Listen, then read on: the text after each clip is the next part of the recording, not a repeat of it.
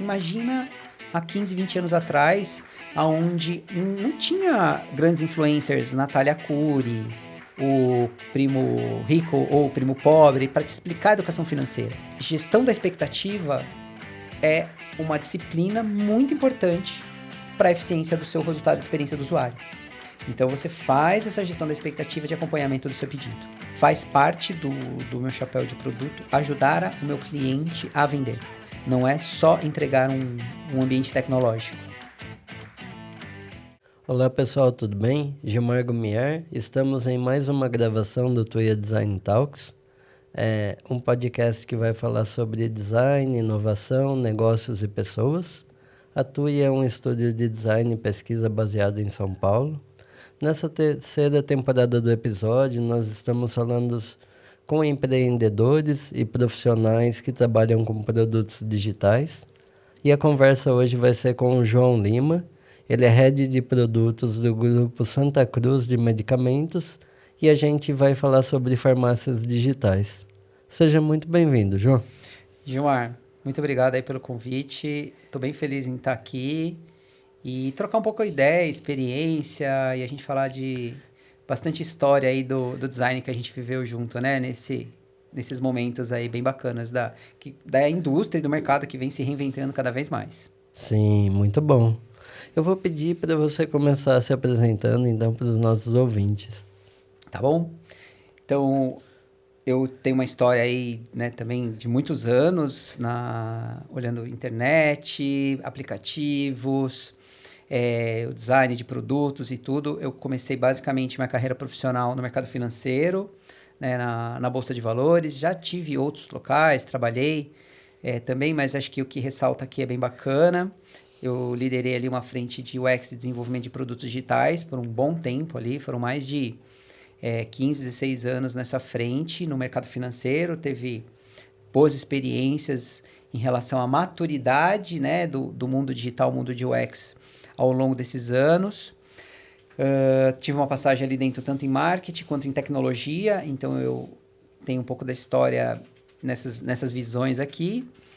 E uma passagem bem bacana também no Grupo Habib's, onde eu cuidava ali também na cadeira de gerente de UX das marcas do grupo, que é o Ragazzo, o Habib's, tem o Tendal Grill e também uma marca de marmita chamada Mita, que vende aí somente no ambiente digital. Então, foi bem bacana essa minha experiência no varejo, trazendo o design para vendas mesmo, então me deu um repertório muito, muito interessante nessa carreira profissional. E como você ressaltou, nesse momento atual, eu estou no Grupo Santa Cruz, que é uma empresa de vendas de medicamentos, tocando ali uma frente de produto também para vendas digitais, né? Vendas em canais digitais para as farmácias. Estou ali há alguns meses, estou aprendendo muito e muito bacana. E em relação à formação, eu fiz comunicação, fiz curso de design, fiz curso de marketing, também estudei fora do país, eu tive também uma passagem ali, uma especialização em inovação na MIT, onde eu fui para os Estados Unidos na época, consegui aprender muito como que uma escola de engenharia trabalha em inovação e desenvolvimento de ideias e negócios. Isso me deu um contato muito bacana no mercado americano, conheci muito como que essas outras escolas trabalham na formação de concepção de produtos. Num outro momento também fiz uma imersão no Vale do Silício, fui visitar a IDEO, Escola de Negócios de Design Thinking, é um tema que eu gosto bastante. Ali em Stanford fui entender também como essas outras escolas, elas se desenvolvem, né, no mercado, na indústria, como criam novos produtos.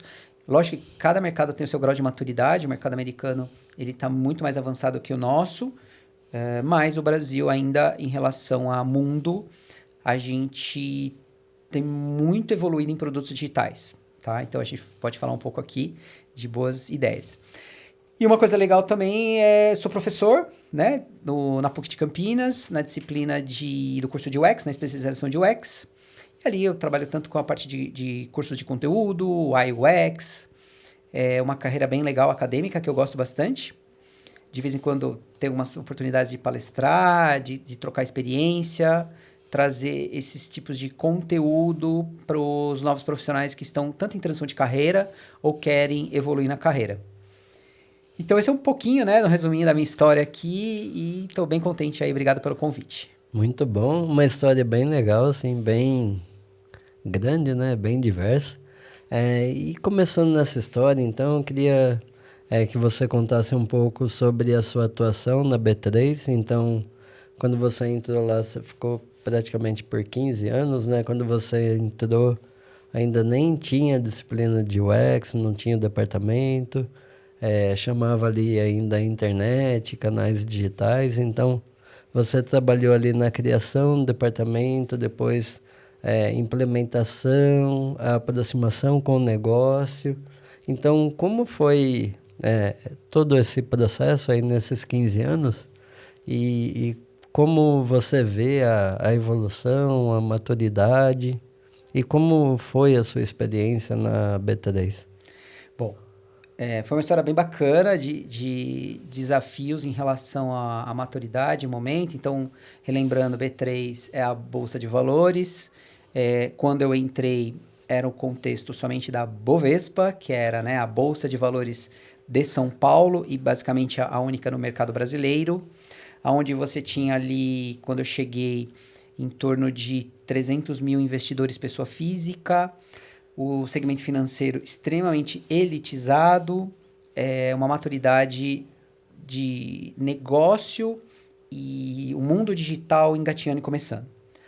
Foi uma das primeiras bolsas no mundo a investir em ambientes tecnológicos de negociação e usando o canal web, o canal internet como comunicar com o mercado o que bicho é esse de investimento, de produto.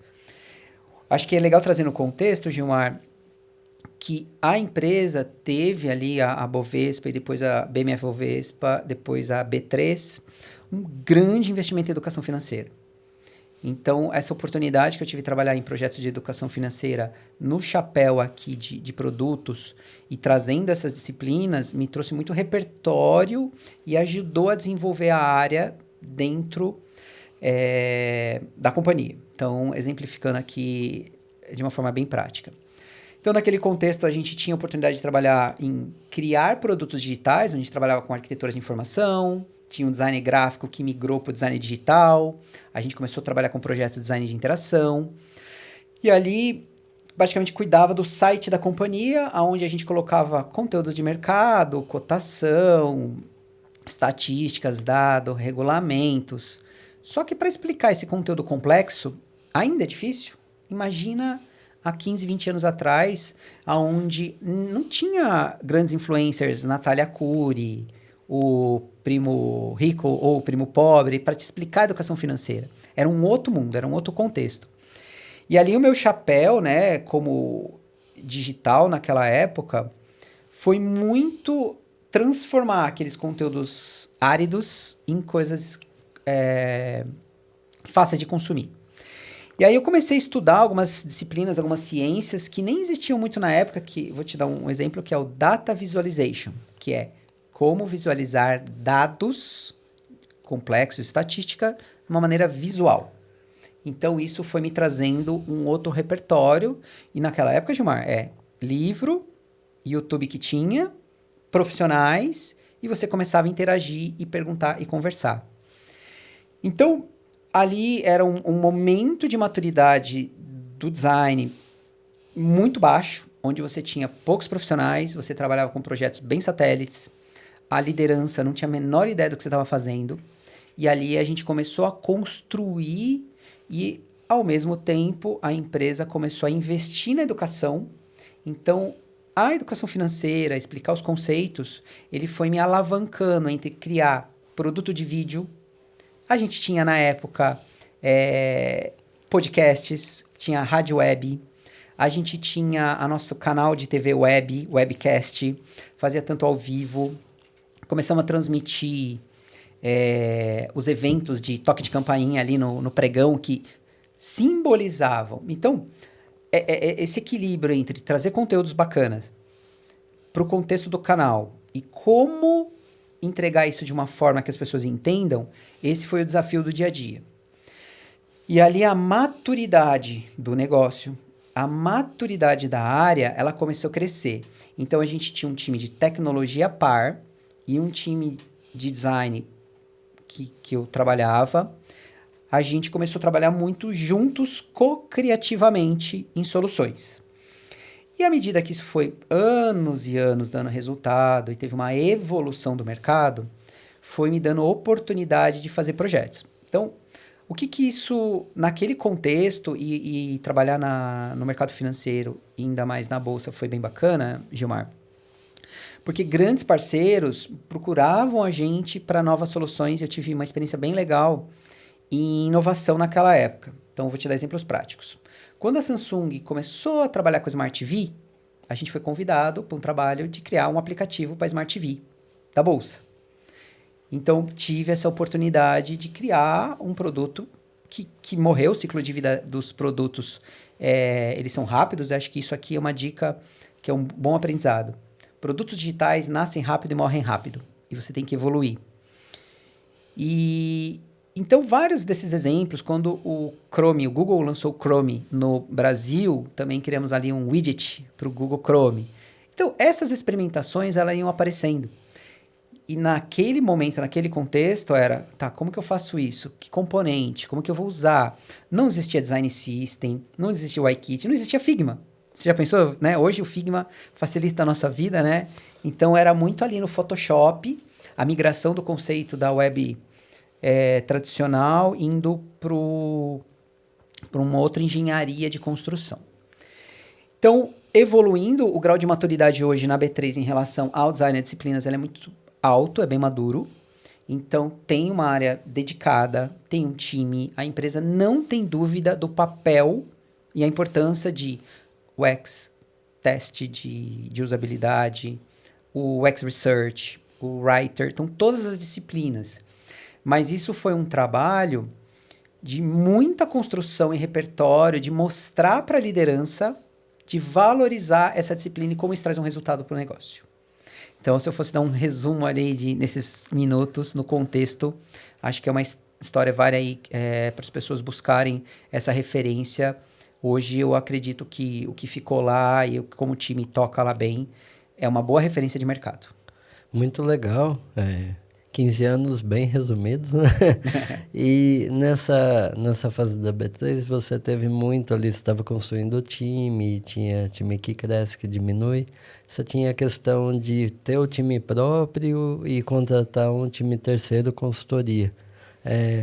Que lições, assim, que aprendizados você traz dessa questão de quando ter o time próprio dentro de casa, quando trazer uma consultoria, que benefícios que tem, que vantagens, como você vê isso? Eu acho que é uma pergunta muito boa e vários colegas de mercado me perguntam como contratar o UX, né? E eu acho que algumas lições aprendidas, eu tive boas e más experiências, né, com todo mundo.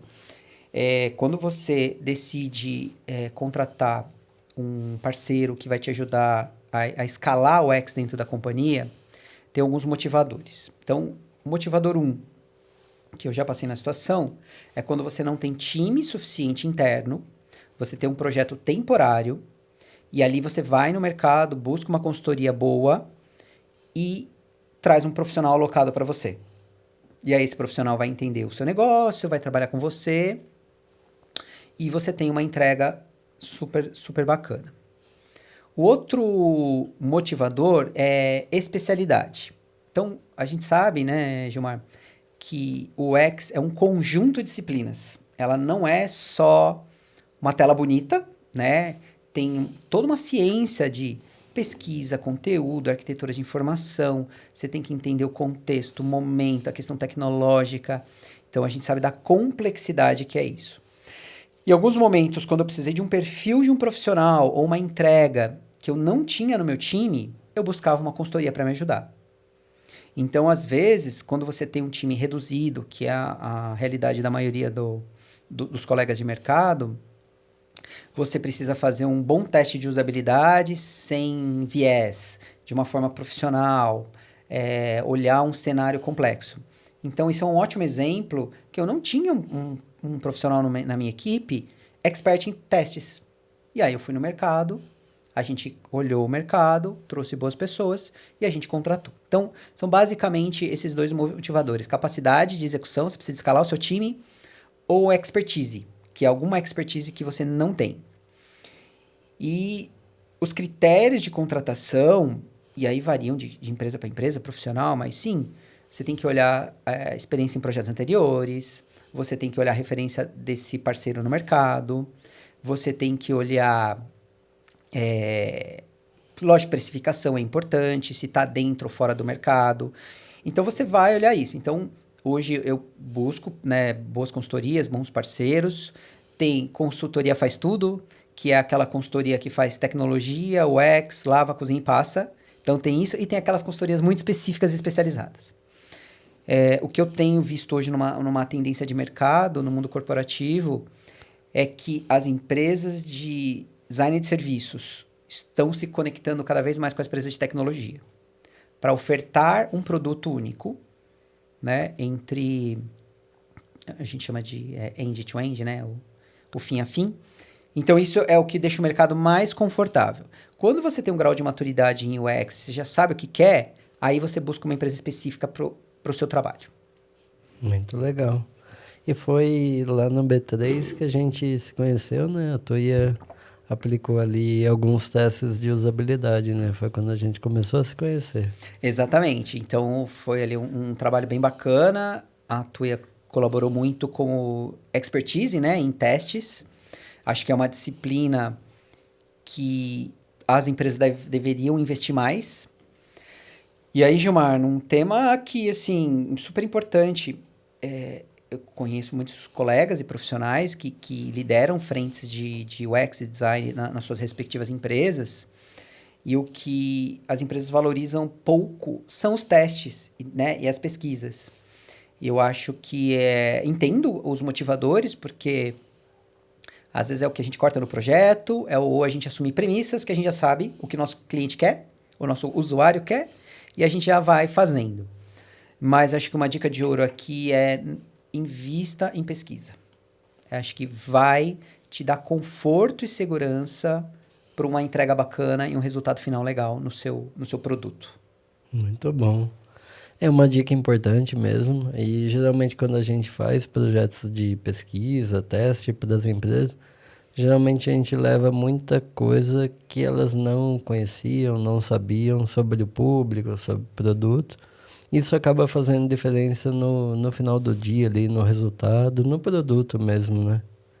E, João, depois aí dessa experiência do B3, então era um mercado mais específico, digamos, né? Hoje o investimento acabou sendo muito compartilhado, ele chega mais para todo mundo, mas acaba sendo algo muito específico porque a gente não tem uma educação financeira muito grande no Brasil. Então, depois desses 15 anos de B3, você mudou totalmente de setor e de empresa e foi para o Habib's. Chegou lá no Habib's, também tinha só um setor de vendas digitais, o design visual era muito forte, mas você chegou com a missão ali de criar o departamento de UX, criar os processos, e acabou ficando lá por 2 anos. Como foi essa experiência? Gilmar, foi muito rica. Eu adorei esse momento. Então, para explicar um pouquinho, então, Habib's é uma marca de um produto, né, de um negócio. É o grupo ali, tem as suas marcas. É uma empresa de 40 anos, familiar. É uma empresa que tem um repertório brilhante em relação ao food service. Então, vender alimentos. É uma empresa que na comunicação, na publicidade, ela é muito irreverente. Ela sempre apostou numa publicidade, numa comunicação audaciosa, provocando ali a concorrência, o MEC e o BK. É uma empresa que muito focada em eficiência e operação. Eu aprendi muito no mercado food service, regulação de mercado, regras, mexer com alimentos é uma coisa muito séria. Então, isso foi um contexto muito bacana. Como você realmente trouxe no seu contexto, quando eu cheguei lá, o repertório no design tradicional muito alto, muito bom. Um time de design gráfico gigante. Gráfica interna, criação, criativo, boas agências. Tive a oportunidade de ter contato com agências referência de mercado. Então, isso me carimbou um repertório no varejo muito bom. Neste contexto, o Habib's, antes da pandemia, ele já vendia online, que começou pelo telefone, o 0800, que foi uma ruptivo no mercado naquele momento. E depois ele construiu os seus canais próprios de vendas digitais pré-pandemia. Foi muito audacioso em um determinado momento, falando que se não entregasse em 28 minutos, o cliente não pagava. Isso deu coisas boas e coisas ruins, porque a gente sabe a realidade logística do nosso país de entrega, ainda mais naquele contexto pré-pandemia, né? Hoje é muito mais evoluído. Então, tem uma história brilhante ali e de grandes frutos naquele momento. E aí, quando eu entrei, estava num momento assim, de maturidade de vendas digitais, principalmente de investimento no canal próprio, no aplicativo. Tive a feliz oportunidade de montar o time, de estruturar conteúdo, design de interativo, né, de UX, focado em vendas de varejo na comunicação nas 4 marcas ali que eu expliquei. Então, de novo, envolveu pesquisa, conhecer o cliente, como ele consome esse produto. E aqui um fato bem legal, assim, Gilmar, que só a pesquisa trouxe pra gente. Não necessariamente quem vai num restaurante é a pessoa que compra no digital. Então, muda um pouco a cabeça, a interação, porque a gente já teve lá pesquisas que a pessoa compra muito online e nunca foi no restaurante físico. Olha só, né? Então, isso a gente teve que desconstruir pensamentos para construir boas jornadas interativas. Hoje, uma das coisas que converte em vendas digitais, falando agora especificamente de alimentos, frete. Então, preço de frete, ele pode influenciar. Promoção, preço de produto. Opções de meio de pagamento, se aceita ticket de refeição, se aceita Pix, débito, crédito. Então, quanto mais mix de meio de pagamento, aumenta a conversão. E, logicamente, ali toda a disponibilidade de produtos de cozinha. O maior desafio que eu tive lá foi também mapear e entender a operação, que aí entra a questão do designer de serviços. Então, na cadeira, no trabalho de UX, não é só olhar a interface do canal. Seja cardápio digital, seja aplicativo, seja web, WhatsApp e totem de autoatendimento. Então, eu tive oportunidade lá de olhar todo esse mix de canais. Mas você tem que entender que produto tem sazonalidade, fome não espera, né? Quando você está com fome, você quer receber o seu produto. Tem picos de entrega. E uma lição aprendida, assim, bem, bem interessante, né, Gilmar? Porque você está lá no seu ambiente ali projetando, no Figma, conceituando, e aí você cria um preço legal, uma promoção super bacana, e aí você põe um anúncio e começa a vender. Lá na cozinha, literalmente, o ticket de pedido, engargala o pedido, aí você não consegue vender. No final do dia, o consumidor fala, esse app que não funciona. Só que não é. Imagina, você está numa região, você faz um anúncio, uma oferta, você vende meio-dia e meio, você vende 1000 pedidos. Não dá conta. Então, como é que eu, na venda digital, lá na ponta final, olho toda a cadeia do serviço para entender o pico de sazonalidade na cozinha, se o cara tem capacidade de entregar, porque no fim do dia a experiência do meu usuário que é ruim. Então, a jornada, a experiência, ela é uma só. E aí, isso que é a recomendação, assim, investir em jornada, mapear a jornada do seu usuário. Então, como ele consome, qual o contexto, como ele espera, como ele acompanha, como é que ele traqueia o serviço do delivery, que é coisa mais bacana do que você ficar acompanhando aqui no seu aplicativo o motorista chegando com o seu pedido, você morrendo de fome. Imagina ali, você com a família, a criança morrendo de fome. Então, gestão da expectativa é uma disciplina muito importante para a eficiência do seu resultado de experiência do usuário. Então, você faz essa gestão da expectativa de acompanhamento do seu pedido. Então, isso eu aprendi bastante. Erros, acertos. Aprendi que o sistema de geolocalização do Brasil tem um monte de bug. Então, às vezes, você faz o pedido, coloca lá o seu CEP, não vai para você. No fim do dia, é a experiência do seu negócio. Então, acho que o ponto aqui é, na cadeira de UX, criando boas interfaces, arquiteturas de informação, telas muito amigáveis, é uma parte do trabalho. Mas mapear todas as jornadas, entender como a operação funciona. Eu visitei cozinha, eu fiz esfirra, eu entendi, eu fui lá, como caiu o ticket de papel, para mapear tudo.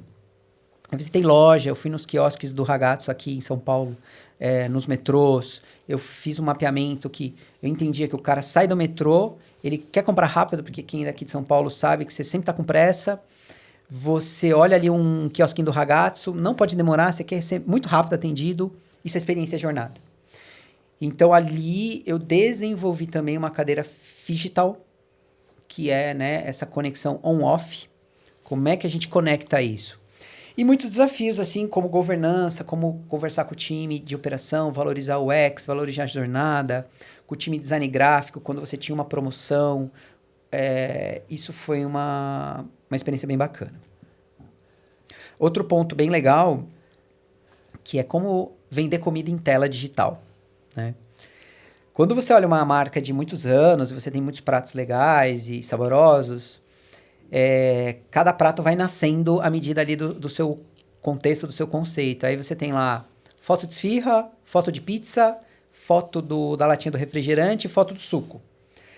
Aí o time de estratégia, de preço, fala assim, olha, vamos vender aqui um combo de batata mais pizza mais PET 2 litros. E aí você tem que construir uma telinha no card, pegar essas fotos e criar uma promoção. Até aí, fácil. Você vai lá, Photoshop, junta tudo, ou Figma, beleza. Mas não fica legal. Como é que você dá a imagem no aplicativo, no card, da proporção de tamanho de uma garrafa PET, de um pacotinho de batata e de uma esfirra que é redonda ou uma pizza que é redonda uma do lado do outro? Nossa, isso foi um desafio, ainda mais no ângulo, porque, olha só, Gilmar, quando você coloca uma foto de um produto, você tira ângulos das fotos do produto, você tira em ângulos diferentes. De cima, lateral, 45 graus. E aí, quando você monta o seu portfólio de produtos no seu cardápio, quando você coloca uma foto da latinha, uma em pé, uma de lado, outra inclinada, quando você faz a foto separada, lindo. Quando você coloca uma do lado da outra, fica horrorosa. Então, ter um guia de estilo, de posicionamento de foto, de tamanho, de sombra, de proporção, isso é muito sucesso. Converte mais, é venda. Então, esse repertório de fotos de produto, proporção, descrição, isso foi me ajudando muito, né, nessas disciplinas do UX. Quer um outro exemplo legal? O baba ganoush, que é um prato à base de berinjela, que algumas pessoas não têm a menor ideia do que é isso. Esfirra é fácil hoje em dia no Brasil, né? Esfirra, coxinha, todo mundo sabe o que é. A diferença é ser aberta de carne e de queijo. No máximo é isso, mas você não precisa explicar. Agora você tem um prato árabe tradicional, baba ganoush, que é super tradicional lá fora, né? Na comida árabe, mas aqui ninguém sabe. Como que você explica isso no digital? Um delicioso purê de berinjela. Será que vende? Não sei, né? Então, isso foi também algumas lições aprendidas, alguns aprendizados que eu passei na questão de copyright, no digital. Então, se você está ali num restaurante físico, você consegue explicar mais, você tem uma foto, você tem, né, uma foto de cardápio impressa, linda, vendedora, né? Porque comida se vende com imagem, não com descrição, é complementar. Então, isso foi também um outro repertório, uma disciplina que eu tive que desenvolver, como explicar e vender produtos, né, de uma forma mais técnica, sem ser chato. Então, isso foi um outro ponto também bem bacana lá na minha passagem no Habib's. Muito legal. Nessa questão do Habib's, a gente acabou trabalhando junto, a Tuia trabalhou junto com o Habib's, no projeto de digitalização do cardápio das lojas físicas, né? Que foi um desafio ali a gente trazer a riqueza e as características do impresso para o meio digital. Antes que qualquer pessoa fale que a gente colocou o QR Code e acabou com o cardápio impresso, a gente não fez isso, né? Mas diminuiu basicamente a impressão e foi um novo formato de visualização ali. E a gente teve muitos desafios no projeto, principalmente de cultura, né? Que o pessoal esperava muito. Você pode falar um pouquinho desse projeto? Como foi? Boa, maravilha, Gilmar.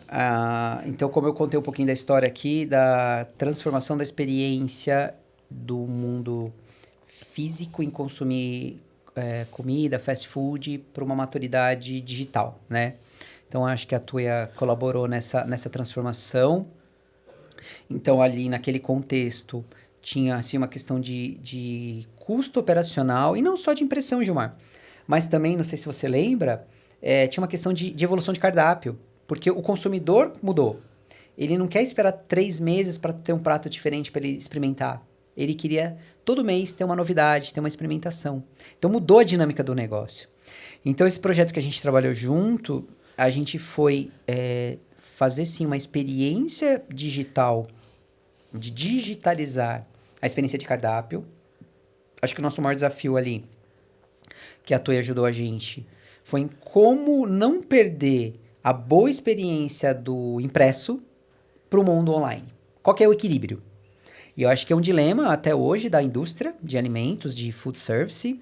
Qual que é esse equilíbrio? Então, um pouco hoje, assim, tem para todo mundo. Tem para gente que adora ir lá no digital, abre o celular, vê o cardápio e já escolhe. E assim como tem gente que quer pegar o papel e olhar. Então, hoje tem esse equilíbrio. Acho que ali no contexto também, né, o repertório que a Tuya trouxe de projetos anteriores, que agregou valor, foi bem bacana. Entender ali o contexto da realidade da empresa e fazer uma proposta para aquele momento de maturidade. Hoje, a indústria de cardápios, ela meio que padronizou, a gente que vai em vários restaurantes, parece que é tudo meio igual, né? Mas acho que tem uma sensibilidade dos mundos de negócio de entender o que vende mais, o que converte, que foto você coloca, como é que você coloca destaques, gerencia. Então, esse é um desafio. E aí, acho que a grande sacada do nosso diferencial de projeto ali, Gilmar, na época, hoje, o Habib's é uma franquia que tem em torno de 500 lojas no Brasil, né? De rua e de shopping, quiosques, vários modelos. Como que eu oferto um prato, o cardápio, o mix de cardápio para aquela loja? Então, não é um cardápio igual para todo mundo. É um cardápio que tem preço, mix de produtos para cada loja das 500 lojas do Brasil.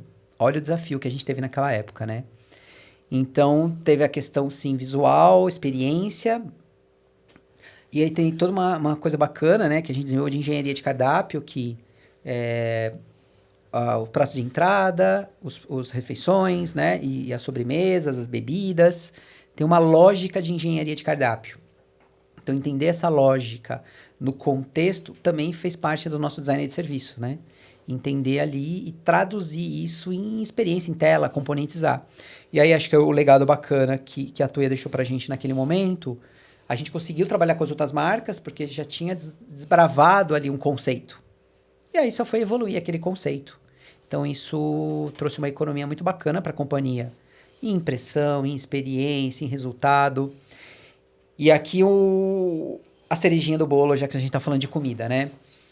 Produtos digitais, eles nascem, mas são constantemente evoluídos. Então, a gente, especialista em UX, a gente tem que estar toda hora atento às necessidades e evolução do nosso consumidor, né? Então, toda a minha história, Bolsa, Habib's, e agora no meu novo desafio aqui de ajudar as farmácias a se digitalizarem, é uma constante evolução. Então, a gente tem que estar muito conectado nas tendências de mercado, através de pesquisas, benchmark, visitando clientes, fazendo testes de usabilidades, para você realmente capturar o que gera valor naquele produto que você capitania naquele momento. Senão você, eu brinco, né, que produto apodrece muito rápido, produto digital. Então, no contexto de hoje em dia, a evolução é muito dinâmica. Então, ter ferramentas e processos que você acompanhe isso de uma forma dinâmica é aí a grande diferencial para você se manter nos negócios no ambiente digital. Sim. Antes o pessoal até tinha, né? Mas no começo, assim, você fazia um site, ele ia ficar 5 anos no ar. Não é bem assim hoje, principalmente com o aplicativo, WhatsApp e tudo que a gente tem. E agora, João, depois dessa passagem aí pelo Habib's, você mudou de empresa, de setor e também mudou o seu cargo, né?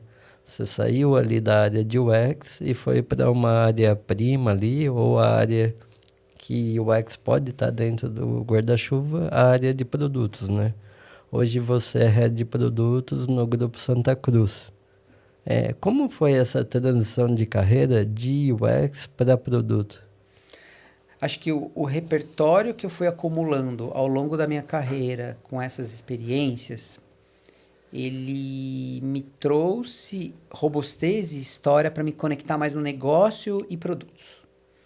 Então, né, apesar da disciplina e a ciência de UX ser uma principal ferramenta, mas acho que esse repertório em negócios digitais, em estratégias de proposta de valor, service design, então tudo isso que eu fui acumulando como aprendizado e ferramentas aqui no meu cinto de utilidades, foi me dando robustez e foi uma migração natural para focar em produtos, né? Eu sempre trabalhei com produtos, talvez um olhar mais no negócio, um olhar mais na experiência. Então, hoje, né, uma posição bem bacana que eu gosto muito é se olhar em tudo. Na boa experiência, mas também no resultado do negócio. Então, eu acho que aqui me aproximou muito mais o UX como ferramenta de resultado, como só de interface. Então, foi uma evolução muito natural, que eu sim tive que estudar disciplinas, eu sim tive uma ótima oportunidade de trabalhar em bons projetos. Trabalhei, né, na Secretaria de Tesouro Nacional com o Tesouro Direto, na Bolsa, um leque de projetos B2B2C, projetos machine to machine, quer dizer, máquinas com máquinas, em criar APIs e serviços, partners to partners, employer to employers, né? Então, parceiros com parceiros, funcionários com funcionários. Então, a minha história é acumulada de muitos projetos e produtos bem bacanas, que tiveram seus momentos. E aí, esse é o contexto, né, no segmento de experiência em vendas de farmácias, não se restringe a isso, é um mundo que eu estou conhecendo agora, né, desbravando, entendendo. Acho que a área da saúde é uma área que vai crescer muito nos próximos anos no Brasil, porque envelhecimento da população, evolução da tecnológica em relação a produtos e as startups em saúde, né, as health techs. Então, o mundo está investindo muito forte nisso.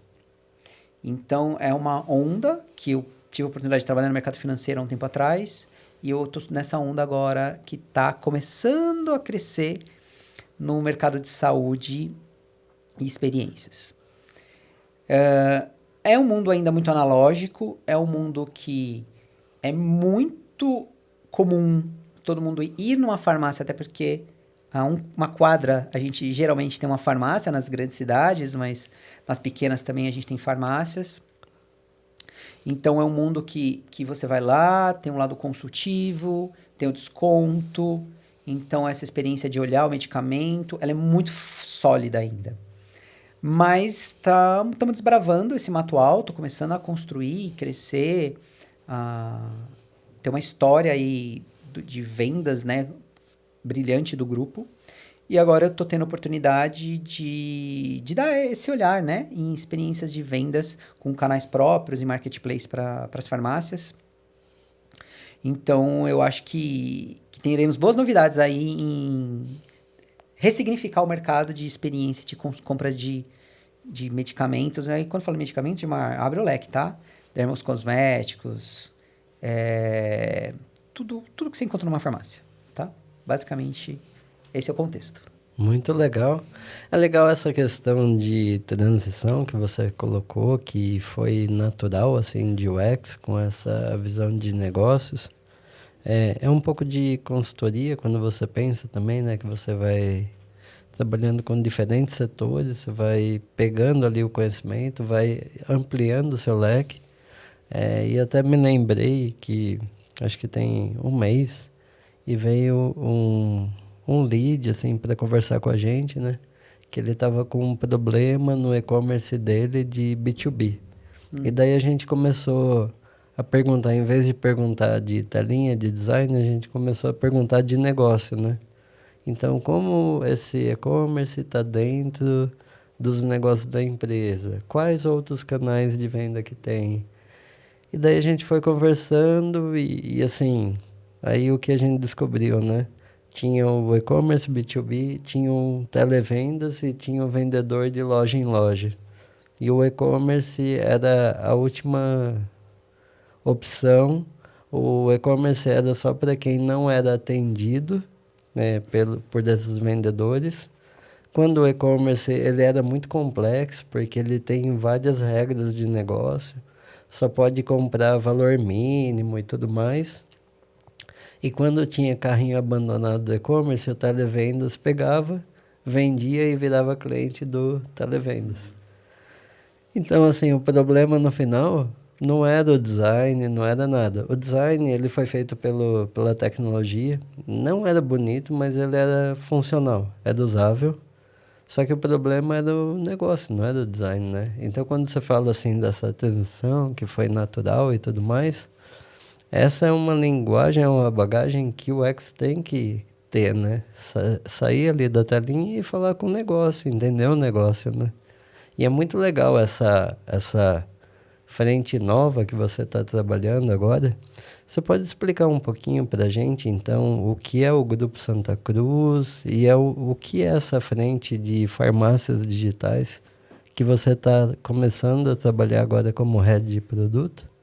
O grupo é uma empresa de 70 anos, referência no Brasil,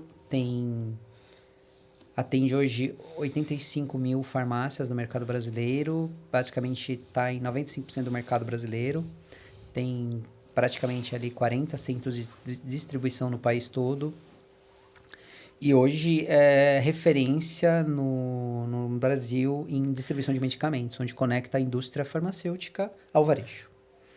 E a empresa, há alguns anos, tem investido em vendas digitais. Tem uma área de vendas digitais com diferentes soluções, startups e negócios digitais. E ela está investindo muito forte em transformar a indústria da venda online do mercado do varejo farmacêutico, né? Então, o desafio ali é desenvolver bons produtos que sejam bons para os consumidores, então é uma questão B2B2C, né? Então, olha a farmácia, o cliente, mas olha o consumidor. Então, olha todo esse ecossistema, assim como no mundo financeiro, bolsa, que eu tive a experiência que era B2B2C, né? Então, trabalhava com os bancos e corretoras e no fim do dia também olhava o investidor, fazendo uma analogia que é muito próximo, né? Então, tem sim que olhar o varejo, as farmácias e também olhar o consumidor. Em qual momento ele consome, qual a sazonalidade, que tipo de produto ele compra, quais são os pontos de fricções. Então, o desafio é olhar essa jornada, trazer o respaldo tecnológico de escalável, tanto em todas as etapas da jornada, seja na venda dos serviços, o onboarding, e na sustentação e atendimento, né? E também ajudar a vender. Então, faz parte do meu chapéu de produto ajudar o meu cliente a vender. Não é só entregar um ambiente tecnológico. É um negócio que tem toda essa cadeia de desenvolvimento. E essa minha história, esse meu repertório, varejo, mercado financeiro, estrutura, ele está me dando muitas condições técnicas e experiências práticas de ajudar nessa construção. Muito legal. E como é um novo negócio e é uma nova frente da empresa, você está criando os processos de trabalho, com toda a sua bagagem e tudo mais. E como está sendo, assim, como é a esteira que você está trabalhando agora para trazer esses novos produtos, criar essas questões? É uma esteira em constante evolução, porque o bacana da oportunidade é pivotar rápido. Então, isso é um ponto importante.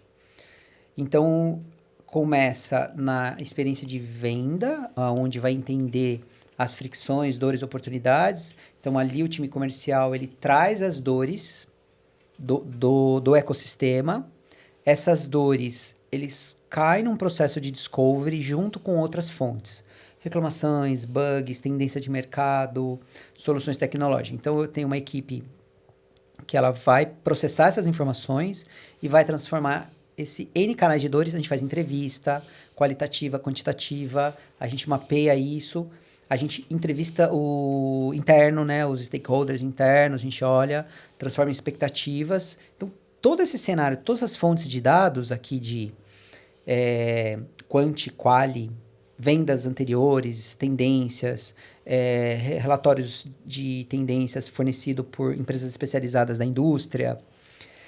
A gente transforma esse monte de informação num processo de discovery.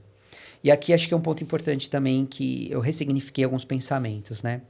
A discovery, aquele ritual de workshop que você chama todo mundo, seja no post-it físico ou seja no virtual com o Miro, onde você facilita ali e vai conduzindo um processo de ideação, né? Processo de entendimento, de ponto de vista e de ideação. A gente, pela dinâmica, isso tá desconstruído num ritual grande. Então, eu acho que uma coisa que eu gosto de trabalhar são micro-interações. Então, eu tenho o conceito método no meu time, ele é sólido, e aí a gente vai capturando vários insights e roda uma esteira de ideação de uma funcionalidade e outra funcionalidade. Então, eu faço várias micro-discoveries ao longo do processo e transformo isso em roadmap, priorizado com os objetivos que a empresa me dá. Vender mais, retenção, visualização. Cada produto tem o seu objetivo de negócio. Então, o importante eu tenho muita clareza dos indicadores, dos KPIs, capturar rápido as dores e transformar em feature e colocar numa esteira de desenvolvimento. Então, esse é o método que estou rodando hoje do ponto de vista de desenvolvimento de produto. E aí você tem uma outra esteira, que é o Product Market Fit, que é como vai ter o fit daquele produto, né? Como que o meu cliente ou o meu consumidor vai usar aquele produto. Então, ali tem uma esteira de MVP, começa com microtestes, depois vou ampliando o ambiente de testes com outros clientes. Então, tem os clientes parceiros que eles fazem a primeira adoção. A gente mede, ajusta.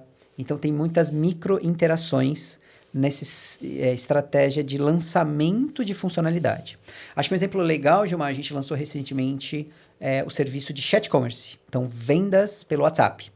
Então, a gente sabe que no mundo do UX que está se ressignificando, o conversation, que é a conversação, é o que vai evoluir demais no segmento de experiência. Então, você ter interfaces amigáveis é uma coisa, parabéns. Mas conversar de uma linguagem natural, humanizada, é o próximo momento da experiência e jornada do cliente. Então, a gente conseguiu desenvolver um produto, um MVP, e também nessa mesma estratégia, com clientes pilotos, evoluindo, onde você tem toda uma jornada de compra de medicamentos ali. O cara pode falar.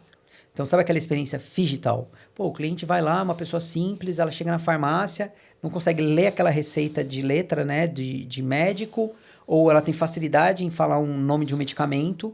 Então, tanto a foto da receita, tão quanto a foto, o áudio ou a foto da receita, o produto, ele transforma o ACR, né, o print da imagem, em dados, ou o áudio em texto. E aí isso cai numa tela, numa interface automatizada, onde o dono da farmácia, ele faz aquela venda daqueles produtos padrões. Então, eu vou dando um caso de uso. Pô, você vai comprar um Novalgina. Não tem dúvida, né? Você vai lá, consumidor, você entra no WhatsApp da sua farmácia preferida, que usa esse serviço, e você vai digitar lá o seu produto, ele reconhece você pelo seu telefone e vai te ofertar, ó, aqui o Novalgina custa R$ 9,90. Você vai lá e compra. Então, aquela dor daquela fila do atendimento do WhatsApp, que você perde um atendente para ficar olhando uma tela e fazer uma venda conhecida, a gente tirou essa dor. Ah, mas a pessoa está com uma dúvida, ou é um medicamento controlado que não pode ser no ambiente digital, ela tem que ter a receita, tem todo um processo. Ela cai para um fluxo de conversação humanizada, pessoal. E aí, ele filtra isso. Então, imagina, Gilmar, uma farmácia que tem lá 1.000 atendimentos no dia, uma farmácia grande, que você compartilha o seu time de balcão com o seu time de atendimento digital, você pode estar perdendo uma fila que é horrível. Você vai numa farmácia, está lotada, você vai na outra, atravessa a rua e vai numa outra. Então, essa dor que a gente olhou através de uma conversação. E de novo, falando da esteira, teste, pivota, pesquisa, volta para a prancheta, repensa. Então, os produtos não podem demorar, os produtos têm que ser rápido, tem que testar rápido. E nessa estratégia de fit, né? O que eu tenho que adaptar? Então, eu estou conectado nessa cadeia de comercial, mais dores de mercado, mini discoveries, fit delivery com o time de desenvolvimento e tecnologia, conectado muito com o time de marketing para fazer qual é a proposta de valor, como eu vendo, como eu apresento, como eu discuto, o que faz sentido comunicar ou não. Tem perfis de clientes, grande, pequeno, médio, independente, grande marca ou não. E aí rola o mercado. Medir, tá bom, tá ruim, volta para a esteira. Então, são ciclos menores, muito rápido, os ciclos, mas dentro de um método de trabalho. E o método é fluido. Eu não fico falando assim, entra por aqui e sai por ali. O método é fluido. Como essa maturidade me deu muito repertório, consegui construir um método de trabalho que vai evoluindo, vai ajustando. E cada produto, né? Então, commerce está um nível de maturidade, marketplace outro, o chat outro e outros subprodutos. Cada um está no seu momento de maturidade e cada um eu vou usando ciclos e momentos diferentes e ferramentas diferentes para fazer esse desenvolvimento. Mas aqui acho que tudo começa em dados de mercado. Então hoje eu não faço nada sem olhar quais são os meus KPIs, onde está, e medir isso e corrigindo a rota baseado no indicador. É muito legal essa questão, assim, toda essa bagagem que trouxe, que você está aplicando agora, né? Isso lembra um pouco quando a gente trabalhou com Martins Atacadista, era a fase da pandemia ali, tinha que ser acelerado mesmo. E a gente trabalhava com o pessoal de transformação digital e cada mês a gente fazia pesquisa, teste de usabilidade, entrevista para um produto. E era a mesma lógica. Vamos pegar agora o pessoal de logística que usa caderneta ou coisa assim. E usa o WhatsApp. Vamos fazer só um MVP aqui, vamos testar ele, vamos lançar. Daqui 3 meses faz uma segunda versão, vamos trabalhar. Agora vamos oferecer isso daqui para o operador e vamos trabalhando, vamos evoluindo. Acho que é a lógica do digital mesmo e o MVP... de verdade, né? O MVP rápido e tal, tem muito disso, né? E agora, João, nesse mesmo contexto de testar rápido, de fazer, você acaba não seguindo o playbook de design, de UX, que é assim, monte um produto, faça um UI kit, faça um design system, trabalhe um content system. Você meio que abriu mão disso para trazer essa outra lógica de evolução mais rápida, né? Como está sendo isso? Olha, primeiro eu tive que desconstruir, né, pensamentos e vieses para repensar e me adaptar às necessidades de mercado. Cada empresa tem a sua cultura, tem seu momento de grau de maturidade de desenvolvimento de produtos, experiência do usuário. Eu acho que esse é a tendência forte de mercado, onde você sim, como profissional, você aprende um método, uma ciência, mas adaptar a sua realidade, isso vai fazer a sua diferença, né, de como negócio. E a gente não pode ser tão rígido, porque nós estamos num momento de contexto muito complexo do mundo de experiências digitais. Você tem, né, o advento acelerado da inteligência artificial.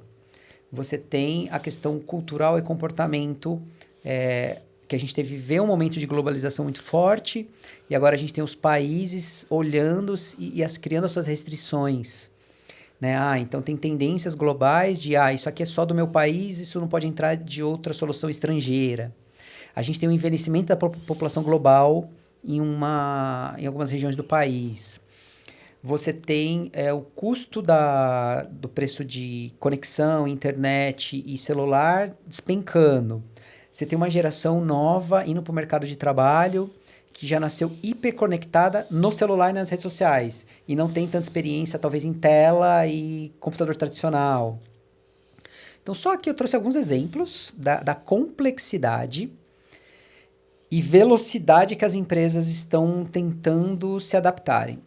Então, acho que esse contexto, ele faz com que a gente pense diferente para resolver os nossos problemas. Então, acho que o bom do brasileiro, Gilmar, a gente sempre viveu em restrições e não tem todo o dinheiro do mundo.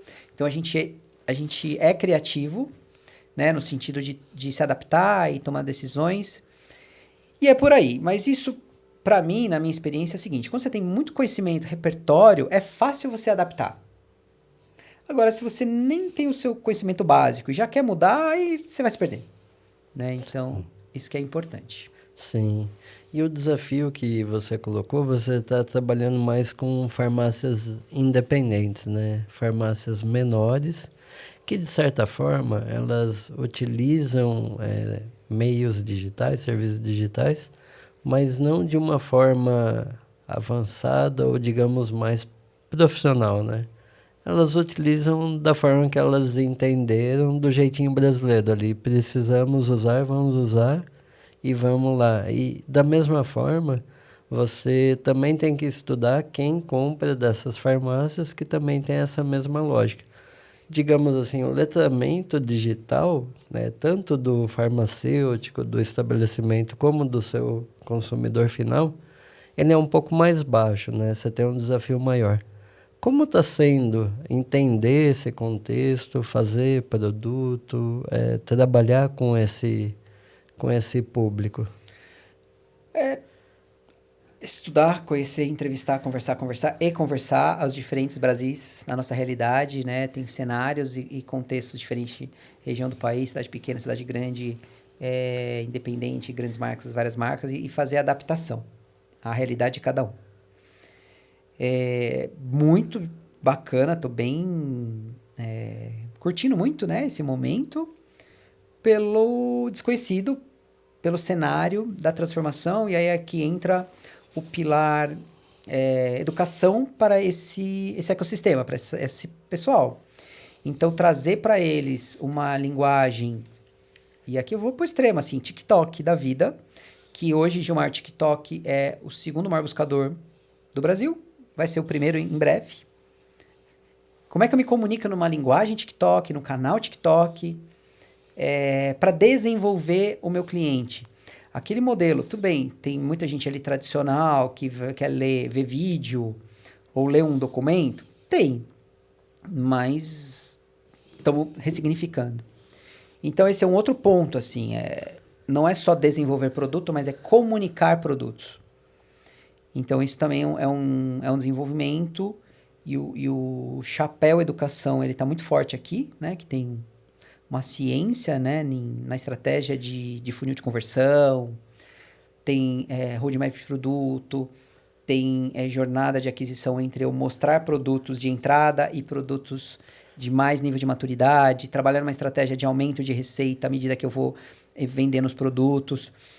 Então, não é só interface, não é feature, mas também é posicionamento de produto, é jornada de como deixar o cliente nos pontos de contato do produto e entender como usar o produto.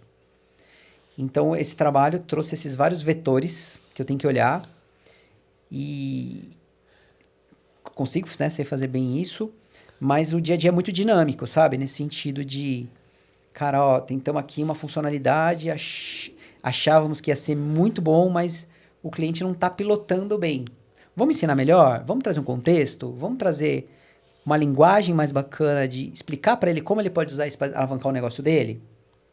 Então, não é só como criar features, mas também como vender features. Isso é bem diferente, porque se você criar ali, pode ser a mais bonita, você entender que é a mais fácil, mas se ela não ficar clara, o usuário não vai usar e você não vai entender o porquê não está sendo utilizada, né? Então, acho que o desafio da comunicação é muito grande, né? E aí, João, no meio de farmácia e medicamento mesmo, a gente tem a questão da regulação. A regulação é algo que você precisa seguir ali, é algo que é bem complexo, né? Como essa complexidade da regulação impacta o dia a dia dos produtos? Como você lida com isso? Jurídico é meu amigo, né? Então, tem que entender a regulação, tem que sim envolver time jurídico, tem que acompanhar o que pode e o que não pode, tem que, às vezes, o que não está dito depende do grau de maturidade da empresa em questão de risco. Se a empresa quer arriscar, você pode fazer alguma coisa que talvez não está bem definida, mas você pode fazer. Mas tanto na minha experiência, mercado financeiro, mercado food service e mercado, agora, farmacêutico, são todos regulados. Alimento é muito regulado, embalagem, validade, tabela nutricional, caloria. Aí o mercado de food service, de alimentos, Gilmar, ele tem regional. Então, às vezes, uma prefeitura tem uma regra, outra tem outra regra. Como é que eu escalo isso no digital? Como é que eu crio esse banco de dados? Isso aí foi bem desafiador também.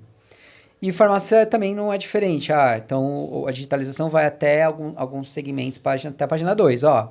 Daqui para frente você tem que ir lá na farmácia, levar a receita.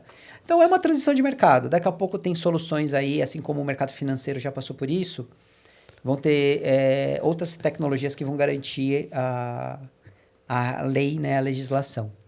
Mas não tem como não ficar sem conhecer e se atualizar em relação às regulações de mercado para criar bons produtos e boas experiências.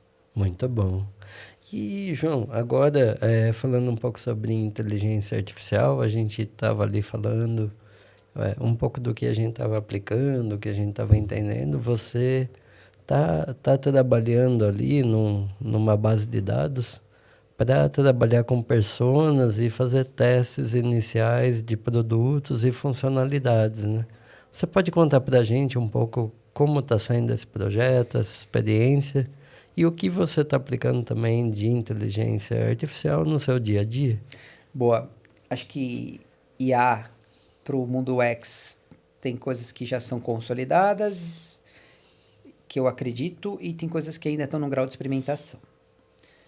Geração de imagens, eu acho que todo mundo já usa, já faz e evolui. Acho que o detalhe aqui é como você não deixar tão artificial uma imagem, mas é um acelerador. Então, ferramentas poderosíssimas, isso tem que estar no dia a dia do profissional, seja para um vídeo, seja para uma imagem ilustrativa ali. E lógico que também áudio, a IA acelera isso na experiência. Em relação a ferramentas de conceituação e discovery, por exemplo, a gente está testando lá e usando IA como persona, cria uma persona virtual e você faz pré-teste de conceitos, de hipóteses. Então, você assume uma hipótese e você testa ali se essa hipótese para de pé. Mas, de novo, é uma parte do processo. E aí você tem que ir para o mundo real, ainda conversar para validar realmente, principalmente se for uma funcionalidade que tem um investimento muito alto, de ponto de vista de desenvolvimento, tempo, tecnologia, eu acho que vale sim o humanizado ainda. IA é automação, então tem sim você automatizar criação de componentes, aquilo que é básico, sabe? Eu vou criar um slider de navegação de um formulário. Eu vou criar um próprio fluxo de formulário. Hoje tem ferramentas que se passa o prompt ali e cria a interface para você muito rápida. Então, aquilo que é comoditizado, aquilo que é básico, não tem dúvida, bota a IA para fazer. Então, tem uma melhor, uma pior, tal, mas acho que isso é que veio para ficar. Então, o mercado está evoluindo cada vez mais em boas experiências para construção. E aí um cenário também que a gente está como é que eu dou IA para o meu cliente usar na interação com os produtos. Então, exemplo, ele vai construir ali uma descrição de um produto, a IA pode ser um acelerador da descrição. Isso é uma feature que eu uso IA no contexto. Foto e catálogo de produtos. A indústria farmacêutica, em média, 16 mil produtos novos no Brasil são lançados a ano. Como é que eu orquestro imagem, descrição, bula, detalhe de toda essa quantidade de produtos? Então, você precisa de automação de IA para fazer a curadoria desse conteúdo para você usar isso no produto. Então, em vários contextos, a gente estuda muito. Isso tem que conversar com o profissional de UX, porque o UX precisa entender como que aquela informação vai chegar, como você vai montar uma tela. Vou montar uma tela de venda. Que critério eu uso para exibir e montar aquela tela? Ou busca. Como é que você vai parametrizar uma busca? E-commerce, busca é tudo. Busca é vida. Então, como que você usa a IA para fazer a curadoria daquele conteúdo para trazer uma boa experiência em resultado de busca qualitativa? E aí você, profissional de UX, tem que saber parametrizar a busca. Quais são os critérios, os metadados que você tem para jogar ali e trazer uma boa experiência? Porque, lembra, uma etapa do processo é você desenhar o campo de busca em cima, a partir da terceira letra começa o autocomplete, o resultado da tela vai ser com foto, descrição, título, legal. Isso é o conceito visual. Mas e a lógica funcional do negócio? E aí o UX tem que entender. Da tecnologia, que informação eu tenho, curadoria eu tenho, e transformar tela em experiência. De novo, estamos num mundo de muita complexidade, muitos estudos novos, e é isso que eu estou investindo agora em termos de time, processo e para crescer como produto. Muito legal. Na TUI a gente também tem esse pensamento, a gente tem todos os tipos de projeto que a gente tem os processos detalhados, e o que a gente está fazendo agora é uma revisão de onde a gente pode inserir inteligência artificial para que a gente tenha uma entrega melhor de conteúdo, de qualidade, e se isso pode impactar um pouco também do prazo da entrega, né? A gente está exatamente nessa etapa e a gente está estudando um pouco porque agora também tem muita ferramenta de inteligência artificial, né? A gente tem que entender ali os prós e contras de cada uma e qual que a gente pode utilizar para que tenha o melhor resultado, né?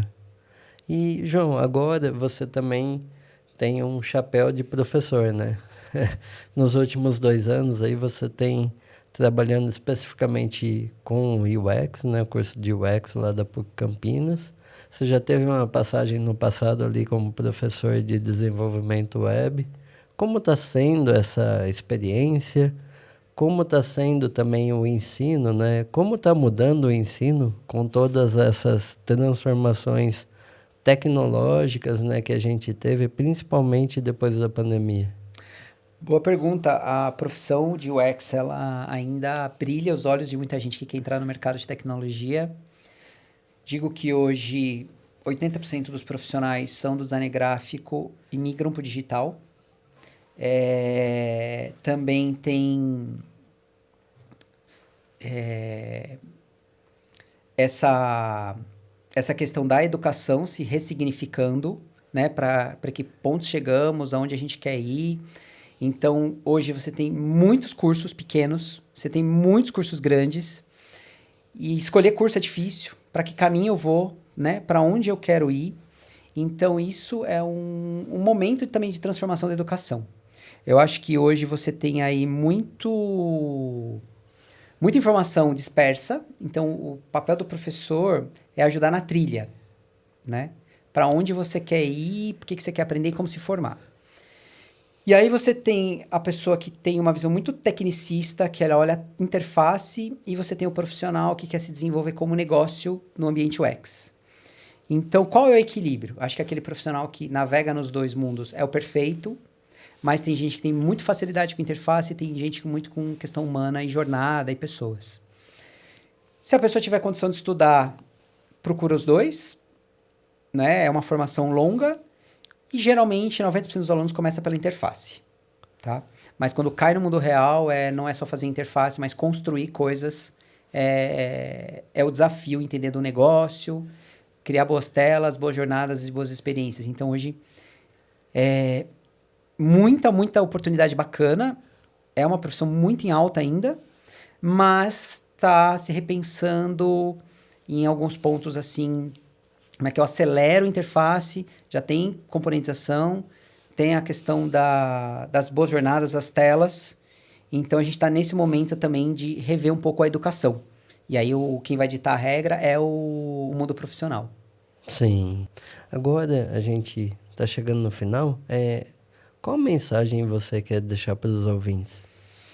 Olha, eu acho que o mundo digital, você tem que acompanhar constantemente tendências globais. O mercado oriental é um mercado muito bacana, tem boas experiências lá, China, Coreia, pesquisa.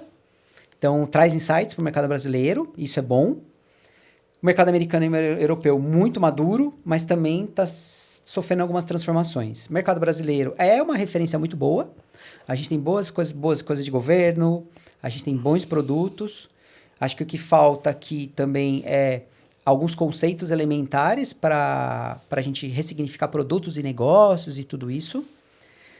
Mas eu acho que é isso. Quando você conhece bem as disciplinas e as ciências, você tem mais maturidade de tomar decisão em relação a isso aqui eu preciso investir no meu negócio de experiência, isso aqui já está maduro. Para você escolher aonde você realmente vai focar em desenvolvimento de bons produtos e boas experiências. Muito bom. E como o pessoal te encontra nas redes sociais? Acho que o LinkedIn, né? O João Lima ali é o meu nome, né? João Lima do Grupo SC ou Habibs, me acha muito fácil. E pode me seguir ali e me conectar e vamos conversar mais, vamos trocar boas experiências. Muito obrigado, João, pela participação aí, por trazer um pouco da sua experiência de praticamente 20 anos, né? Nossa Senhora, nem me lembro. Para quem ficou até aqui também queria dizer meu muito obrigado, agradecer aí a audiência, quem está assistindo, quem está ouvindo. Para quem quiser acompanhar os próximos episódios, é só seguir o podcast nas plataformas de podcast e atuar nas redes sociais. Então, um abraço e até o próximo episódio. Valeu, muito obrigado, pessoal.